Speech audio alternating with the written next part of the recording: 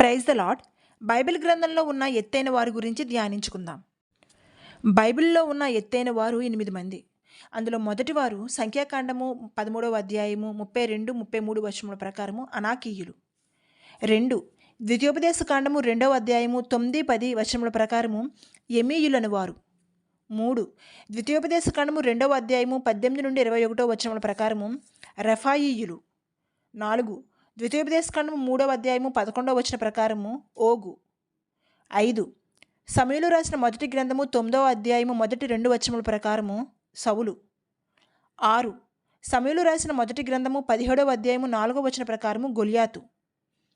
7 సమూయేలు రాసిన 2వ గ్రంథము 21వ అధ్యాయము 20, 21 వచనముల ప్రకారము రెఫాయీయుల సంతతి వాడైన ఒక ఎత్తరి.